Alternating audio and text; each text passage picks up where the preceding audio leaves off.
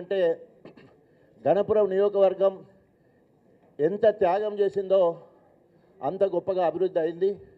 ఈరోజు కూడా వింతగా చూస్తున్నారు. ఏంటి, తెలంగాణ భవన్కి అధికార కాంగ్రెస్ పార్టీని వదిలిపెట్టి ఉద్యమ పార్టీ బీఆర్ఎస్ పార్టీలోకి వస్తుందని ముక్కు మీద వేలేసుకునే పరిస్థితి కనబడుతున్నది. కారణం ఏంటంటే, ఆనాడు మళ్ళీ ఉద్యమంలో తొలి దళితుడిగా నేను అధికార కాంగ్రెస్ పార్టీ వదిలిపెట్టినట్టే ఈరోజు మొట్టమొదటిసారిగా భారీ సంఖ్యలో మళ్ళీ గణపురం నుండే అధికార కాంగ్రెస్ పార్టీని వదిలిపెట్టి మళ్ళా తెలంగాణ అస్తిత్వం కోసం, తెలంగాణ ఉనికి కోసం, తెలంగాణ ఆత్మగౌరవం కోసం, తెలంగాణ అభివృద్ధి చెందాలన్నా, ఆత్మగౌరవం కాపాడాలన్నా అది కేసీఆర్ వల్లనే, కేటీఆర్ వల్లనే అని నమ్మి ఈరోజు మళ్ళీ మీరందరూ కూడా మరి ఈరోజు బీఆర్ఎస్ పార్టీలో వస్తున్నందుకు హృదయపూర్వకంగా అభినందనలు తెలియజేసుకుంటూ, తప్పకుండా గణపురం నియోజకవర్గం మీద ఆనాడు కేసీఆర్ గారు, అప్పటి నుండి కేటీ రామారావు గారు ప్రతి ఎలక్షన్లో నేను ఎమ్మెల్యే పదవికి రాజీనామా చేసి గణపురంకు రావాలన్నప్పుడు నా చేయి పట్టుకొని గణపురం వరకు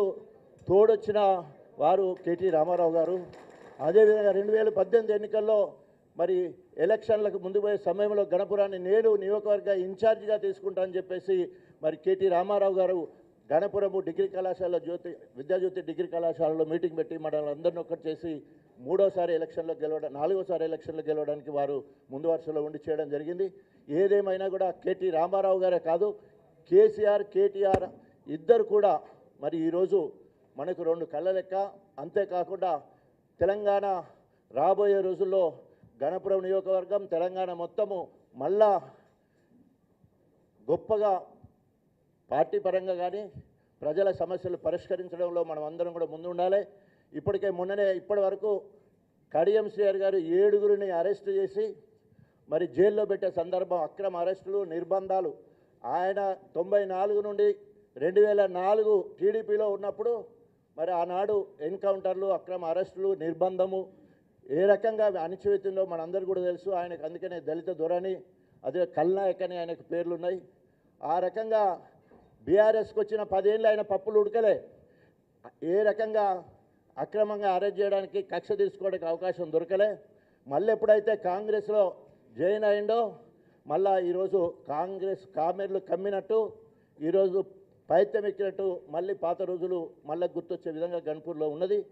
దానికి నిరసంగా ఈరోజు గణపురం నియోజకవర్గం అన్ని నియోజకవర్గాల కంటే ముందుగా కేసీఆర్తో మేము, కేటీ రామారావుతో మేము, వెరసి బీఆర్ఎస్తో మేము అని చెప్పేసి మొన్న మనోజ్ రెడ్డి గారు మరి మీకు అందరికీ తెలుసు, ఆయన అరెస్ట్ అయ్యి 15 రోజులు జైలు నుంచి రాకుండా ఒక్క కేసు మీద 4-5 కేసు పెట్టి బయటకు వచ్చినప్పుడు మరి అన్ని అండదండలు అన్ని రకాలుగా పార్టీ పరంగా కేటీ రామారావు గారు మనతో ఉండి మరి మనల్ని కాపాడడం జరిగింది.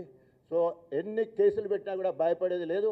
ప్రజా వ్యతిరేక విధానాల మీద గణపురం ముందు వరుసలో ఉండి పోరాటం చేస్తుందని చెప్పేసి తెలియజేసుకుంటూ, మీరందరూ కూడా పట్టుబట్టి కేటీ రామారావు సమక్షంలో జాయిన్ అయిదామని చెప్పేసి, ఇక్కడికి రావాలని చెప్పేసి మీరు కోరుకున్నందుకు మరి ఈరోజు అనేక కార్యక్రమాలున్న ఈరోజు మొత్తం మనకు అవకాశం ఇవ్వడం జరిగింది. వారికి హృదయపూర్వకంగా అభినందనలు తెలియజేసుకుంటూ, మీ నాయకత్వంలో రేపు రాబోయే రోజుల్లో